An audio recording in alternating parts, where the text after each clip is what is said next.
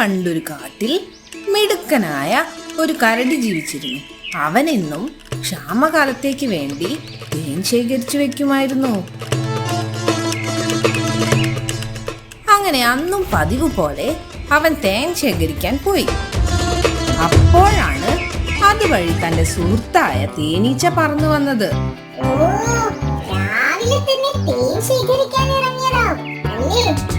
പിന്നല്ലാതെ എനിക്ക് പറഞ്ഞു തന്ന പോലെ ഞാനിപ്പോൾ ഇന്നും തേൻ ശേഖരിക്കാറുണ്ട്. അതുകൊണ്ട് തന്നെ എനിക്ക് ഇതുവരെ പട്ടിണി എടുക്കേണ്ടി വന്നിട്ടില്ല.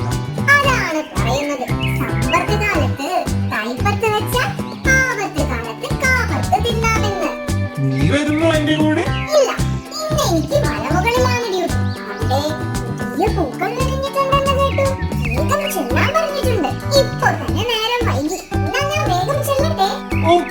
ഇതും പറഞ്ഞവർ രണ്ടുപേരും പിരിഞ്ഞു. കുറഞ്ഞ സമയത്തിന് ശേഷം മാനമിരുണ്ടു. തേനെടുക്കാൻ പോയ കരടിക്കുട്ടൻ സമയം പോയതറിഞ്ഞില്ല. അവൻ കുടത്തിൽ നിറയെ തേനുമായി വീട്ടിലേക്ക് വേഗം നടന്നു. നല്ല മഴ വരുന്നുണ്ട്, വേഗം നടക്കാം. എന്നായെങ്കിൽ നല്ല അടിപൊളി സ്വർണ്ണ നിറത്തിലുള്ള തേനാണ് കിട്ടിയതും. പെട്ടെന്നാണ് വലിയ കാറ്റ് വീശിയതും ഇടിമിന്നലടിച്ചതും. എത്രയും പെട്ടെന്ന് എവിടെയെങ്കിലും കയറി നിൽക്കണം. ഇല്ലെങ്കിൽ ഇപ്പോൾ മഴ നനഞ്ഞ് ഞാൻ ഇഷ്ടപ്പെട്ട് ശേഖരിച്ചതിന്റെ തേനൊക്കെ വെള്ളത്തിലാവും. തേൻകുടവുമായി നമ്മുടെ കരടിക്കുട്ടൻ അങ്ങോട്ടും ഇങ്ങോട്ടും ഓടിക്കൊണ്ട് കയറി നിൽക്കാൻ ഒരു സ്ഥലം നോക്കി. പെട്ടെന്നാണ് ദൂരെ ഒരു ഗുഹ ശ്രദ്ധയിൽപ്പെട്ടത്. ഒരു ഗുഹയല്ലേ അത്? വേഗം തന്നെ അതിനുള്ളിൽ കയറിക്കൂടാം. മഴ തോന്നിട്ട് ഈ വീട്ടിൽ പോകാം. കരടിക്കുട്ടൻ വേഗം തന്നെ ഗുഹയ്ക്കുള്ളിലേക്ക് ഓടിക്കയറി. ഗുഹയ്ക്കുള്ളിലേക്ക് കയറിയതും കരടിക്കുട്ടൻ പേടിച്ചു പോയി. നമ്മുടെ കരടിക്കുട്ടൻ അറിയാതെ കയറിയത് ഒരു സിംഹത്തിന്റെ ഗുഹയിലേക്കായിരുന്നു.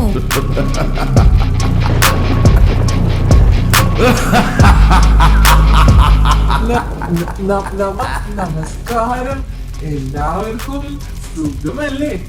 ഇതെന്താ മഴ അല്ലേ? അതെ, മഴ, വിശപ്പ്, കരടി. ആഹാ, അന്തസ്. അയ്യോ, എന്നെ ഒന്നും ചെയ്യരുത്. ഞാൻ മഴ പെയ്തപ്പോൾ അറിയാതെ ഓടിക്കയറിയതാണ്. നിങ്ങളുടെ ഗുഹ എന്ന് അറിഞ്ഞില്ല. ഗുഹയിലേക്ക് വരുന്ന അതിഥികളെ ഞങ്ങളൊന്നും ചെയ്യാറില്ല അല്ലേ? അതെ, അവർ നേരെ വന്ന് സിംഹരാജാവിന് മുന്നിൽ ഇരുന്നു കൊടുക്കാറാണ് പതിവ്. ഒരുപാട് നാളായി ഒരു മുട്ടൻ കരടിയെ ശാപ്പിട്ടിട്ട്. അതെ അതെ, എന്നാൽ ഇവനെ അങ്ങോട്ട് ശരിപ്പെടുത്തുകയല്ലേ? നിൽക്ക്, എന്താ നിന്റെ കയ്യിലുള്ള കുടത്തിൽ? സിംഹരാജാവിന്റെ ഈ ചോദ്യം കേട്ടപ്പോൾ മിടുക്കനായ കരടിക്കുട്ടന് ഒരു ബുദ്ധി തോന്നി. പ്രഭു, വേറെ ആരോടും പറയില്ലെങ്കിൽ ഞാനൊരു കാര്യം പറയാം. എന്താണ്? വേഗം പറയൂ. അത് ഈ കുറുക്കനും ചെന്നായും ഇവിടെ നിൽക്കുമ്പോൾ എനിക്ക് പറയാൻ കുറച്ച് ബുദ്ധിമുട്ടുണ്ട്. പറഞ്ഞത് കേട്ടില്ലേ? രണ്ടാളും പുറത്തു പോകൂ. പ്രഭു, പുറത്തു നല്ല മഴയാണ്. ഞങ്ങൾ ഇവിടെ തന്നെ നിന്നാൽ പോരെ? പറഞ്ഞതനുസരിച്ചില്ലെങ്കിൽ നിങ്ങളെ ഞാൻ...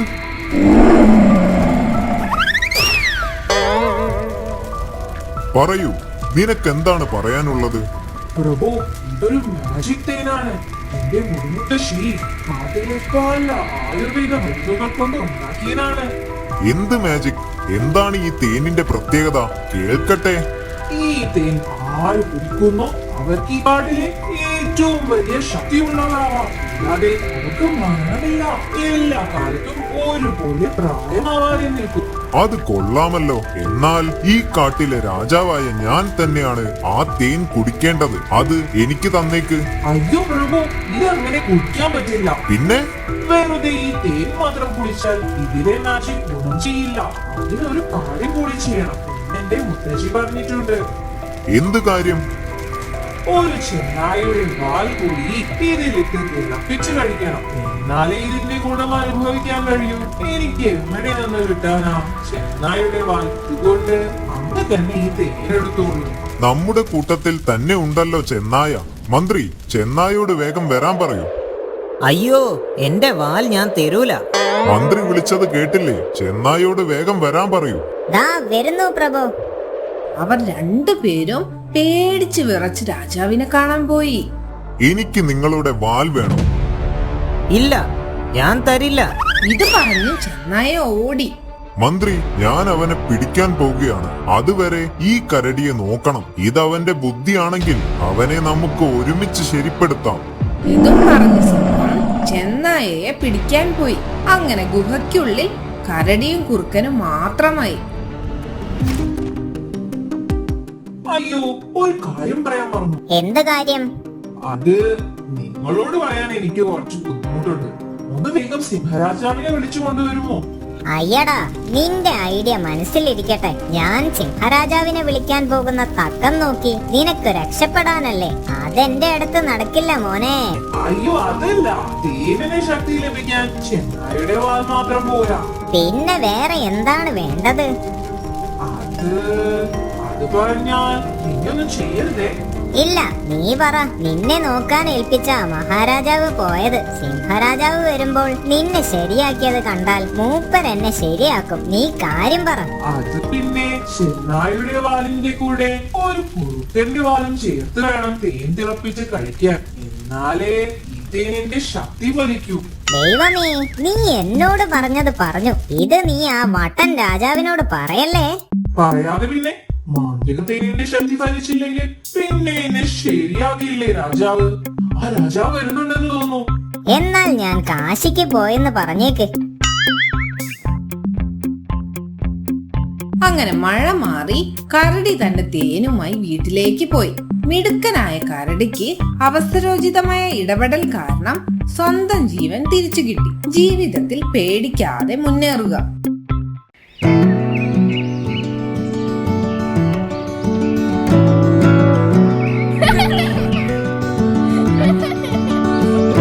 ഗുഡ് മോർണിംഗ് മുത്തശ്ശി. Good morning, good morning. എങ്ങനെയുണ്ട് നമ്മുടെ പുതിയ വീട്? എല്ലാവർക്കും ഇഷ്ടപ്പെട്ടോ? അടിപൊളി, സൂപ്പർ ആയിട്ടുണ്ട്. മുത്തശ്ശി വാ, നമുക്ക് പുറത്തൊക്കെ ഒന്ന് കറങ്ങി കാണാം. ഓക്കെ, എന്നാൽ വാ.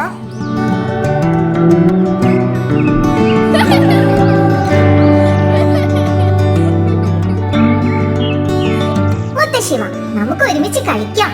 ഇല്ലില്ല, നിങ്ങൾ കളിക്ക്. മുത്തശ്ശി ഇതേ ഇവിടെ ഇരിക്കാം. സൂക്ഷിച്ചു കളിക്കണം കേട്ടോ. ശരി മുത്തശ്ശി.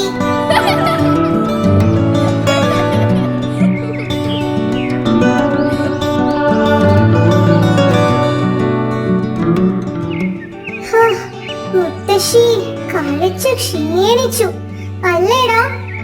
അതെ അതെ, എന്നാലും നല്ല രസമുണ്ട് അല്ലേ നമ്മുടെ പുതിയ വീട്? കളിക്കാൻ സ്ഥലം തൊട്ടടുത്തായി പുഴ. പിന്നെ അന്നും ഇന്നും എന്നും കഥ പറഞ്ഞു തരാൻ കൂട്ടിന് മുത്തശ്ശിയും. മുത്തശ്ശി, എന്നാലൊരു കഥ പോരട്ടെ? കേൾക്കാൻ കൊതിയായി. ശരി ശരി, മുത്തശ്ശി ഇന്ന് ഒരു അണ്ണാരക്കണ്ണന്റെ കഥ പറഞ്ഞു തരാം. പണ്ട് പണ്ട് ഒരു കാട്ടിൽ പാവം അണ്ണൻ താമസിച്ചിരുന്നു.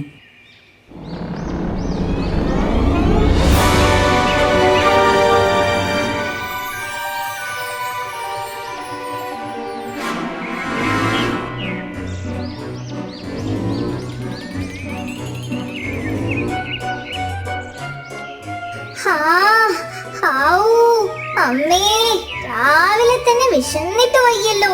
എന്തെങ്കിലും തിന്നാൻ കിട്ടുമോ എന്ന് പോയി നോക്കാം. അങ്ങനെ നമ്മുടെ അണ്ണാരക്കണ്ണൻ ഭക്ഷണം തേടി യാത്ര പുറപ്പെട്ടു.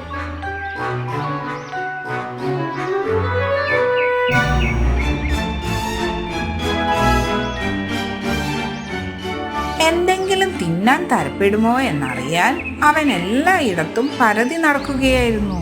നടന്ന് നടന്ന് കാടിന് നടുവിലുള്ള ഒരു വലിയ മാവിന് മുന്നിലെത്തി.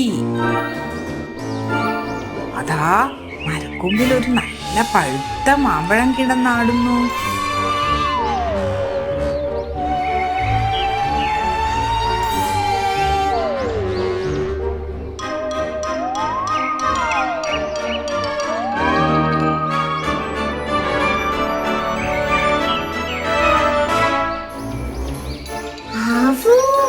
നല്ല സ്വാദ്. അവിടെ ഇരുന്ന് തിന്നുന്നത് അപകടമാണ്. ആരെങ്കിലും കാണുന്നതിന് മുന്നേ ഇവിടെ നിന്നും തടി തപ്പാം. സ്വൈര്യമായി ഇതൊന്ന് കഴിക്കാൻ പറ്റിയിടം കണ്ടെത്തണം. ഇതും ചിന്തിച്ച് കൊതിയോടെ ഓടുമ്പോൾ മുന്നിലുള്ള വലിയ കുഴി അവൻ കണ്ടില്ല. അവൻ സർവശക്തിയും എടുത്ത് ചാടി നോക്കി. ഒരു രക്ഷയുമില്ല.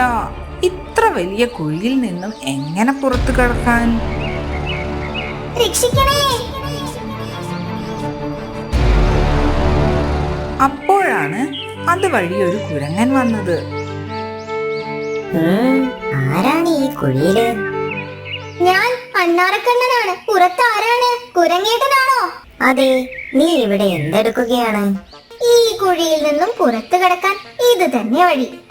അത് പിന്നെ കുരങ്ങേട്ടാ, എനിക്ക് ദൈവത്തിന്റെ ഒരു മെയിൽ കിട്ടി. അതിൽ ആകാശം ഇടിഞ്ഞു വീടാൻ പോകുകയാണ്. ജീവൻ വേണ്ടവർ വല്ല കുഴിയിലും ചാടി ഒളിഞ്ഞിരിക്കുവാൻ പറഞ്ഞിട്ടുണ്ട്. സത്യമാണോ ഇത്? പിന്നില്ലാതെ. അല്ലെങ്കിൽ ഞാൻ ഈ കുഴിയിൽ വന്നിരിക്കുമോ? എനിക്കെന്താ വട്ടോ? അല്ല, അതും ശരിയാണ്. എന്നാ ഞാനും കൂടി വരട്ടെ. ഏയ്, അത് ശരിയാകില്ല. നീ തീരെ ശ്രദ്ധയില്ലാത്തവനാണ്. നീ എങ്ങാനും ശബ്ദമുണ്ടാക്കിയാൽ പിന്നെ എല്ലാവരും ഈ സ്ഥലം കണ്ടുപിടിക്കും. പിന്നെ ആകെ തിരക്കാകും. ഞാൻ എന്ത് ശബ്ദമുണ്ടാക്കാൻ? ഒരു ശബ്ദവും ഉണ്ടാക്കാതെ ഞാനൊരു മൂലക്കിരുന്നോളാം. ശബ്ദമുണ്ടാക്കിയാൽ പുറത്തു പോകേണ്ടി വരും. അത് ഞാനായാലും നീ ആയാലും. കുരങ്ങൻ പിന്നെ ഒന്നും ആലോചിച്ചില്ല. വേഗം തന്നെ ആ കുഴിയിലേക്ക് ചാടി. എന്നാൽ ഇത് കണ്ടുകൊണ്ട് ഒരു ആന അതിലേ വന്നു. അവനും കാര്യം അന്വേഷിച്ചു. ആകാശം ഇടിഞ്ഞു വീഴുമെന്ന് കേട്ട ആനയും കുറച്ചു സ്ഥലം കൊടുക്കാൻ അപേക്ഷിച്ചു. ഒരു കാരണവശാലും തുമ്മുകയില്ലെന്ന് ഉറപ്പ് വാങ്ങിച്ച് ആനയെയും അണ്ണൻ കുഴിയിലേക്ക് ഇറങ്ങാൻ സമ്മതിച്ചു. അധികം താമസിയാതെ ഒരു കുറുക്കനും കൂടി അവരോടൊപ്പം ചേർന്നു. എല്ലാവരും ഭയത്തോടെ അവിടെ കൂടിയിരിക്കുകയാണ്. പെട്ടെന്ന് അണ്ണാരക്കണ്ണൻ കുറുക്കനെ നോക്കി പറഞ്ഞു, ഏയ്, നീ തുമ്മാൻ പോകുകയാണല്ലേ? ഇല്ലില്ല, ഞാൻ തുമ്മുകയില്ല. തുമ്മിയാൽ പിന്നെ നീ പുറത്താണ്. എല്ലാവരും ശ്വാസം അടക്കി പിടിച്ചിരിപ്പാണ്. പെട്ടെന്ന് അണ്ണാൻ തന്റെ മൂക്കിന്റെ തുമ്പത്ത് കൈവച്ചു. കുറുക്കൻ അത് കണ്ടു. അപ്പോൾ അണ്ണാൻ പറഞ്ഞു, ഏയ്, ഞാൻ തുമ്മുകയില്ല. ഞാൻ വെറുതെ കൈവച്ചതാണെടോ. എന്നാൽ അണ്ണാൻ പിന്നീട് ഞെരിപിരി കൊള്ളാൻ തുടങ്ങി. അവൻ തുമ്മാതിരിക്കാനുള്ള ശ്രമത്തിലാണെന്ന് മറ്റുള്ളവർ മനസ്സിലാക്കി. അവർ അവനെ തന്നെ നോക്കിക്കൊണ്ടിരുന്നു. ഒടുക്കം അണ്ണാന് തുമ്മലടക്കാനായില്ല. അതോടെ മറ്റുള്ളവർ ചേർന്ന് അണ്ണാനെ പൊക്കി കുഴിക്ക് വെളിയിലേക്കിട്ടു. Thank you guys. പോയിട്ട് ഒരുപാട് പണിയുണ്ട്. ടാറ്റാ. ഇതും പറഞ്ഞു രക്ഷപ്പെട്ട സന്തോഷത്തിൽ അണ്ണാൻ തന്റെ മാളം ലക്ഷ്യമാക്കി യാത്രയായി. ഓർക്കാപ്പുറത്ത് അപകടം നേരിടേണ്ടി വരുമ്പോൾ തളരാതെ അതിനെ ബുദ്ധിപൂർവ്വം നേരിടുകയാണ് വേണ്ടത്.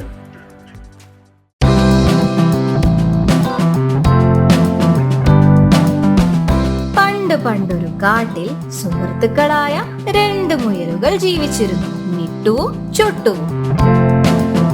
പെട്ടെന്നാണ് എന്തോ ഒരു തിളക്കം അവരുടെ ശ്രദ്ധയിൽപ്പെട്ടത്. എന്താണ് ഇത് തിളങ്ങുന്നത്? എവിടെ?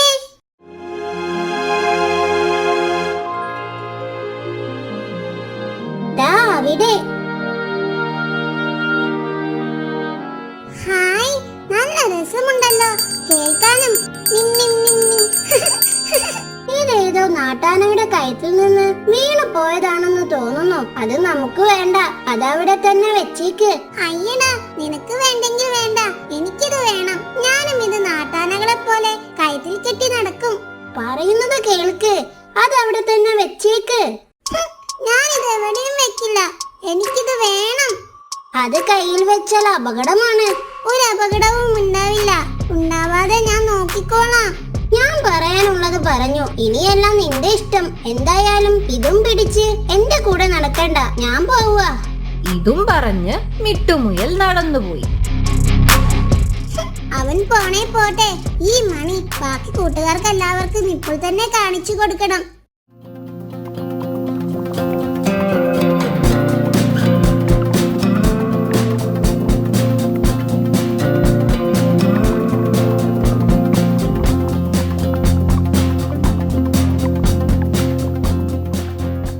ഇത് കൊള്ളാമല്ലോ.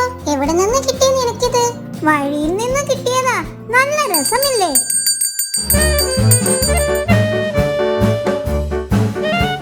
ഈ മണി കയ്യിൽ വെക്കുന്നത് അപകടമാണ്. എന്ത് അപകടം? ഒരു അപകടവും ഉണ്ടാവില്ല. വെറുതെ പേടിക്കാതെ മുത്തശ്ശ. ഞാൻ ഇത് കയത്തിൽ കെട്ടി നടക്കാൻ പോവാ. ഇതും പറഞ്ഞ് ചുട്ടുമുയൽ ദേഷ്യം പിടിച്ച് അവിടെ നിന്നും കഴുത്തിൽ കെട്ടിയ മണിയുമായി നടന്നുപോയി.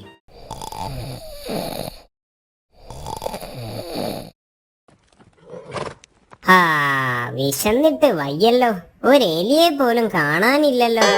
അപ്പോഴാണ് അതുവഴി മിട്ടുമുയൽ നടന്നു വന്നത്.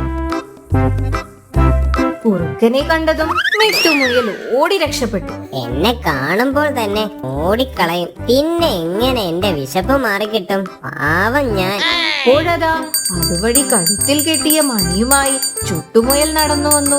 മുയലിനെ കണ്ടതും കുറുക്കൻ മരത്തിന്റെ പിറകിൽ ഒളിച്ചു. ആപത്ത് വരുമ്പോഴും അവർക്കാർക്കും ഇതുപോലത്തെ മണി കിട്ടിയില്ലല്ലോ. അതിന്റെ അസൂയായിരിക്കും. ഇത് കയത്തിൽ കെട്ടി ഇങ്ങനെ നടക്കാൻ തന്നെ എന്തൊരു ഗമയാ. അതെ, ഒരാന നടക്കുന്ന പോലെ തന്നെ ഉണ്ട്. ഞാനും അത് പറയാനിരിക്കുകയായിരുന്നു. ഞാൻ നിന്നെ പിടിക്കാനിരിക്കുവായിരുന്നു. എന്റെ അമ്മച്ചിയെ, എന്നെ കൊല്ലാൻ വരുന്നേ.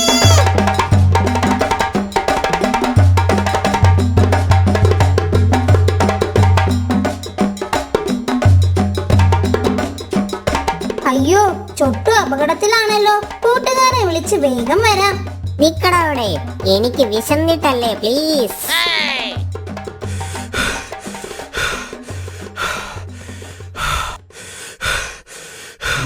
ഛേ, അവനെ കാണുന്നില്ലല്ലോ. ഇത്ര പെട്ടെന്ന് അവൻ ഇതെവിടെ പോയി?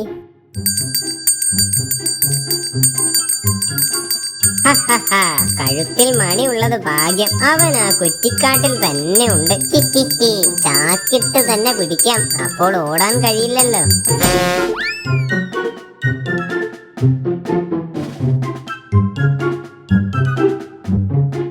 അങ്ങനെ അവൻ ചാക്കിലായി.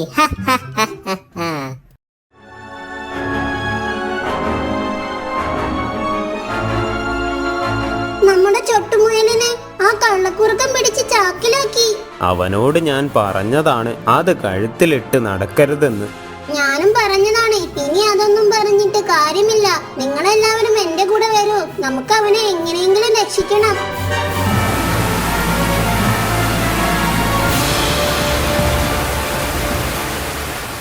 ഓ, വല്ലാത്ത ദാഹം. കുറച്ച് വെള്ളം കുടിച്ചിട്ട് വീട്ടിലേക്ക് പോകാം.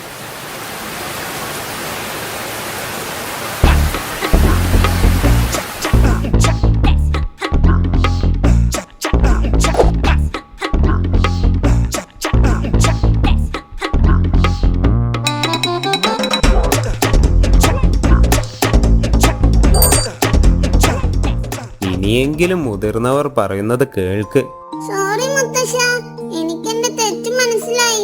ഇനി ഞാൻ ഒരിക്കലും അനുസരണക്കേട് കാണിക്കില്ല. മൂത്തവർ ചൊല്ലും മുതുനെല്ലിക്ക ആദ്യം കഴിക്കും, പിന്നെ മധുരിക്കും.